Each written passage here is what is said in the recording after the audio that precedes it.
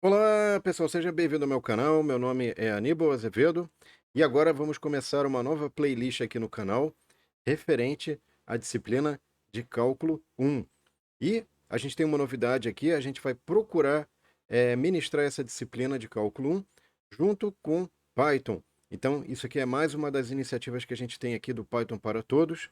A gente já tem aqui no canal várias playlists que usam vários conceitos de várias disciplinas, sempre usando Python para auxiliar no aprendizado, no entendimento e enfim, dos cálculos, enfim, dos conceitos, que é muito interessante, tá bom?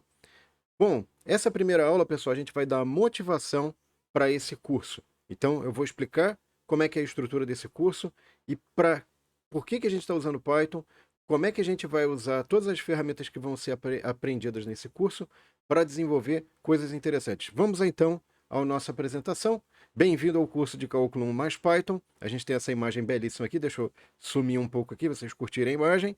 Então, vamos dar prosseguimento. Como eu havia falado, pessoal, o curso ele vai ter basicamente 3 projetos, tá? Então, a essência do curso é a gente entender os conceitos, fazer os exercícios, fixar esses conceitos através dos exercícios, né? Para que, na hora que a gente for desenvolver os projetos, a gente tenha a capacidade de saber que ferramentas utilizar ou como utilizar as ferramentas adequadas, tá?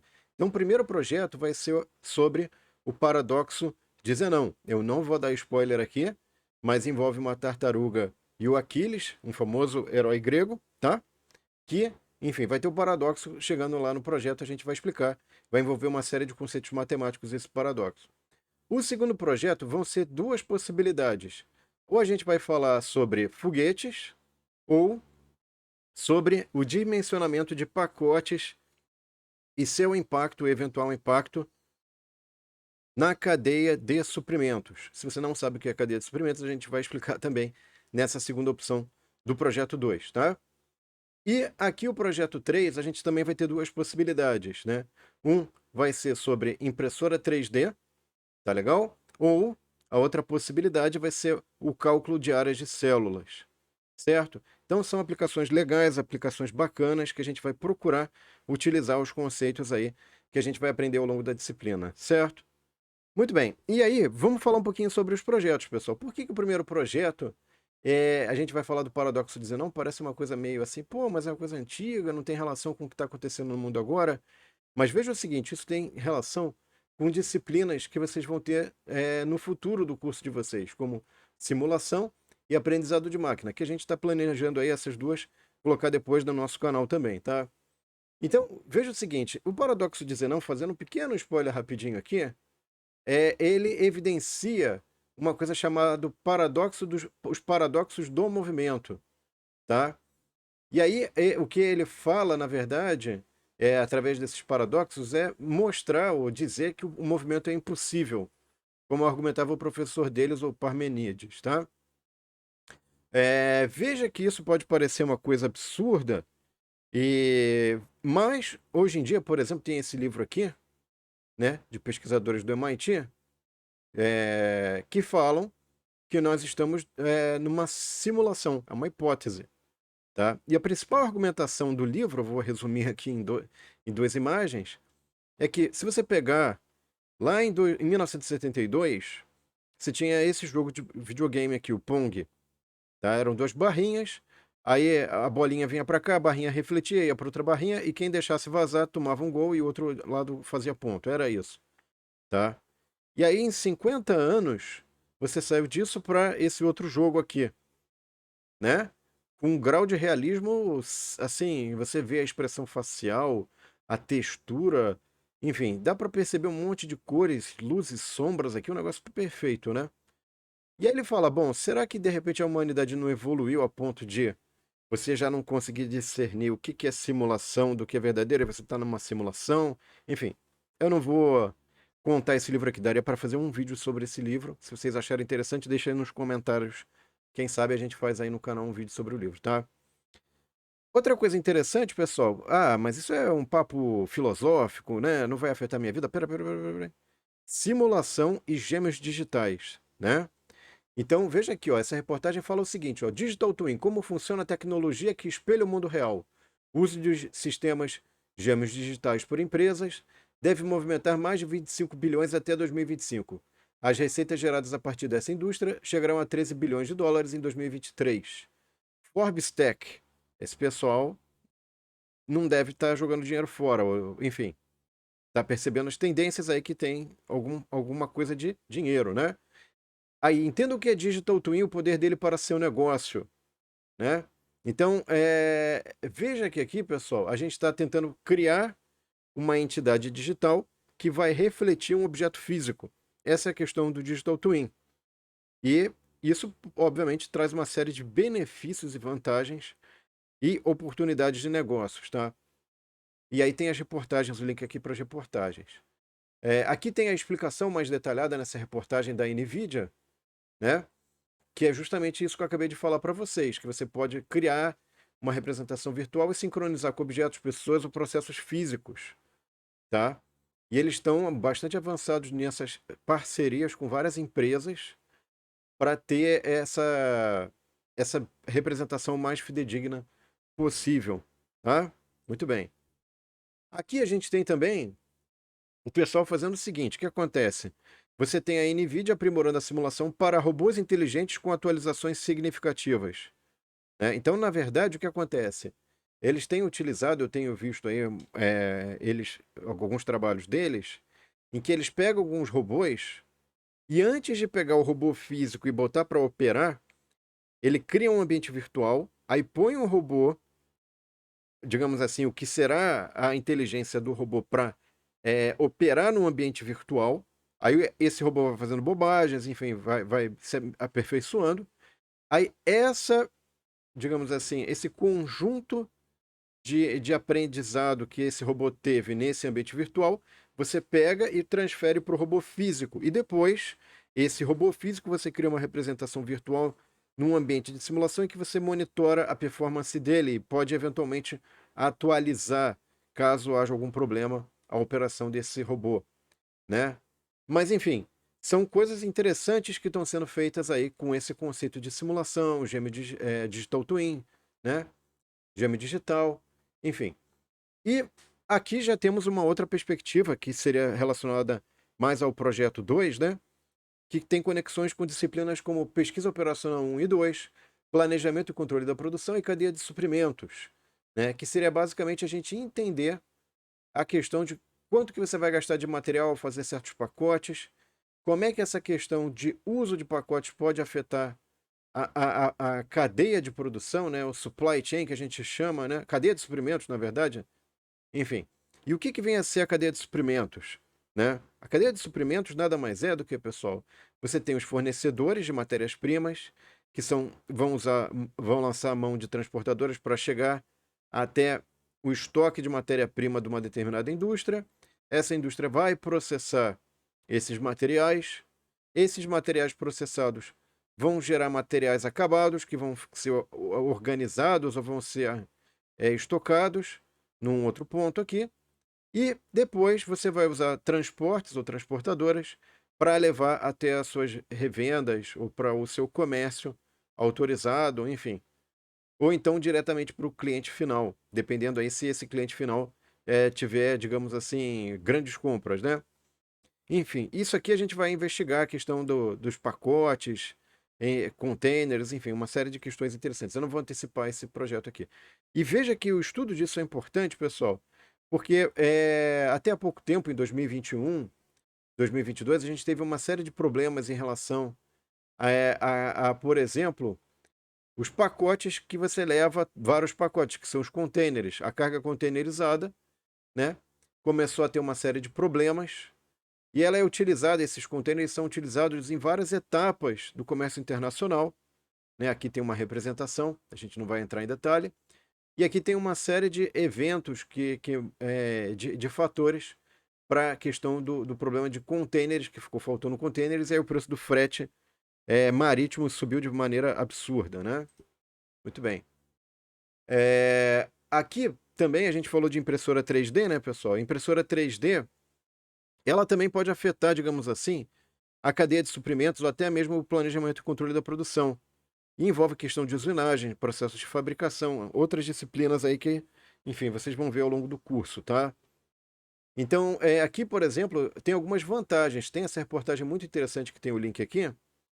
E algumas das vantagens de utilizar a impressora 3D é que se você pegar, por exemplo, peças de manutenção, por exemplo, você não precisa transportar, você pode imprimir de acordo com a sua demanda, né? Então você poupa com transporte, com estocagem, armazenamento. Claro, você vai ter que armazenar talvez a matéria-prima ali para fazer as peças, para imprimir as peças de reposição, né? Então você tem aqui um estudo de caso real, né, em que as peças de reposição sob demanda da impressão 3D, segundo o estudo de caso aqui, pode ajudar você a economizar até 85% em custos de transporte e 17% em custos de armazenamento. O truque é, você não precisa guardar estoque de cada pecinha, né? Para algumas peças que você eventualmente pode precisar, você pode imprimir sob demanda, tá? Aqui a gente já tem aquela outra temática de foguetes, né? Pô, vou estudar foguetes, para que foguete? Veja o seguinte, você tem aí o que a gente chama hoje em dia de indústria 4.0, cidades inteligentes, né? Tudo isso depende de conectividade, tá vendo? De você ter conexão, boas conexões de internet para que os aparelhos se comuniquem, troquem informações, você possa fazer análises, né? Enfim, de ações que você pode fazer em relação ao trânsito, enchentes, infraestrutura, transporte, enfim. Então, a motivação aqui é, tá bom, para a gente poder fazer todas essas coisas maravilhosas, eu preciso de uma boa infraestrutura de internet que funcione 24 horas por dia com uma taxa mínima de problemas, de falhas, né? E aí entra esse conceito, pessoal, bem interessante, que é o conceito de internet 5G espacial. Afinal, por que o pessoal está lançando tanto foguete aí, né? A ideia seria fazer uma rede global de internet que aí você consegue, por exemplo, monitorar toda a cadeia de suprimentos, ou todas as entradas e saídas de produtos e pessoas de países, de cidades, enfim. Tem aí vários projetos nesse sentido, tá? De internet espacial. São projetos aí interessantes. Aí o que acontece, pessoal? A gente tem também aquela coisa de calcular a área de células que está relacionado com as disciplinas de pesquisa operacional 1 e 2 e aprendizado de máquina. Então, isso aqui é um artigo antigo de 1994, mas você já repara que a gente vai usar como referência depois para o nosso trabalho. Você já repara que naquela época você tinha, por exemplo, o diagnóstico de câncer de mama usando técnicas aí de inteligência artificial, na verdade aqui mais de pesquisa operacional, mas enfim, algo próximo do que seria aí a inteligência artificial através da análise de imagens, né? E também fazendo a classificação das células, de cada amostra que você tem de pacientes, enfim, algo bem interessante. E aqui tem, por exemplo, um repositório que tem tem vários artigos, aqui tem os vários dados que são usados, por exemplo, para você tentar fazer uma melhor previsão de diagnóstico de câncer de mama, né? Enfim, coisas interessantes e bastante úteis, certo, pessoal? Aqui mais um artigo, né? Falando aí já de modo mais geral sobre aplicações de inteligência artificial em saúde e medicina, tá? E, e quais são as oportunidades que você tem da junção dessas duas áreas, tá? Bom, pessoal, tudo isso para falar o seguinte: veja, a gente tem os projetos aí, mas como é que vai ser calculada a sua nota, né? Você fala assim, poxa, 60% vem das listas de exercício? Não exatamente. Por quê? Porque eu quero que vocês. Por que são importantes as listas de exercício, antes de mais nada, né? Parece uma coisa arcaica. Mas o problema é o seguinte: você precisa aprender a nomenclatura, precisa entender como é que funcionam certas estruturas matemáticas, e nada melhor do que uma lista de exercícios para você ver como é que essas coisas funcionam. Enfim, vai ter gabaritos, vai ter apoio para tudo isso. Sendo que a gente vai pegar, vai sortear aleatoriamente um exercício da lista, ou seja, vocês vão ter acesso à lista, vai poder discutir, perguntar, fazer tudo o que você quiser. Aí chega na hora do testinho, você não vai ter acesso à lista, óbvio. Você vai ter que montar de novo a sequência ali. Isso vai te obrigar a ter uma memória mais de curto prazo, mas que vai te auxiliar a calcificar, a solidificar aqueles conceitos basilares que vão te ajudar depois na hora dos projetinhos, tá? Então a sua nota é 60% vem de testes rápidos, de 15 minutos de um exercício sorteado aleatoriamente da lista de exercícios. Eu jogo a pior nota fora, já estou antecipando aqui, tá? Então, se tiver algum problema, não se preocupe, a gente vai calcular a média com os 5 melhores notas de textinhos. E depois, isso vai te ajudar também na hora que você for fazer os projetos. Lembra que os projetos, pessoal, não é só chegar lá e resolver o problema. Você vai ter que fazer um vídeo sobre como é que você resolveu aquele problema, o que você usou, apresentar o problema para as pessoas. Isso tudo é inspirado nisso aqui que a gente está mostrando nessa figurinha, que é o Pitch Elevator. O que é Pitch Elevator? Você vai conversar, você tá andando lá, tem uma ideia bacana, e surge uma oportunidade de conversar com alguém quem tem capital, tem, enfim, poder de ajudar você nessa sua ideia, de maneira financeira ou com outras formas. E aí você tem o tempo de entrar no elevador e sair do elevador para convencer essa pessoa. Então, esse tipo de metodologia aqui é útil para você poder se desembaraçar, você saber para se expressar, né? E você não vai conseguir falar de algo que você não conhece. Ou pelo menos você vai virar parecer um robô falando. Então é interessante para você praticar também como é que você se comunica, a habilidade de comunicação, de transmissão, de passar para o outro aquilo que você está fazendo. Isso é muito importante, tá? E esses projetos aqui, a soma das notas ali vai valer 40% da nota final, tá? E aí você pode questionar, poxa, mas por que eu estou usando essa proporção, né? Isso aqui, tudo isso está baseado, pessoal, na verdade, nessa forma de enxergar como é que funciona a aprendizagem. Aqui é a pirâmide de William Glasser, tá? Que é, basicamente, você tem a aprendizagem passiva, ler, escutar, ver, escutar. E esses são os índices de eficiência, de fixação de aprendizagem do conteúdo, né? Daqui para baixo, você tem a aprendizagem ativa, conversar, debater, reproduzir, classificar, numerar e definir, praticar, ensinar aos outros. É o melhor percentual. Mas veja, como é que você vai ensinar alguma coisa se você não leu, não escutou, não assistiu um vídeo, não debateu, não fez um exercício, fez 10 exercícios, 20 exercícios, que é o praticar. Então, veja que isso aqui não é uma coisa estanque. Eu não posso chegar e falar assim, bom, eu quero fazer o máximo possível da minha eficiência, eu já vou começar ensinando. Não vai dar, né? Então, essas dinâmicas, essas práticas que a gente tem de avaliação, elas são, na verdade, é, tão, dentro delas estão embutidas essas atividades que são, no fundo, uma forma de você tentar ter uma aprendizagem, e é claro, a parte mais interessante é a aprendizagem ativa. Lembrando que aqui, pessoal, os vídeos vão poder ser feitos em grupo, tá? Nada impede que cada pessoa faça o vídeo, uma parte do vídeo, ou que faz só, por exemplo, só aparecendo o slide, não aparece ninguém. Vocês definem o que é melhor. Se quiser fazer sozinho também, grupo de um, é possível, né? Quiser fazer com 10 pessoas, não recomendo. Por quê? Porque você vai aproveitar pouco essa atividade. Você não quer saber vender suas ideias no futuro para alguém? Ou você não vai ter ideia, você vai ficar sempre de escanteio. Como é que você quer ser? Você quer ser protagonista do seu futuro? Do que você está fazendo? É claro que você não precisa fazer tudo sozinho também, mas enfim, fica a seu critério, ok? Bom, aqui, pessoal, é a nossa página de apoio, né? A gente tem o nosso site que está colocado o link aqui. Na descrição do vídeo também tem esse site, os materiais, tudo livre, gratuito, tá? Tem o nosso canal do YouTube. Então você vai lá, vai ter acesso aos materiais. A gente está ainda em construção, né, no momento da gravação desse vídeo, mas enfim, se Deus quiser vai dar tudo certo. Aí a gente já vai terminar.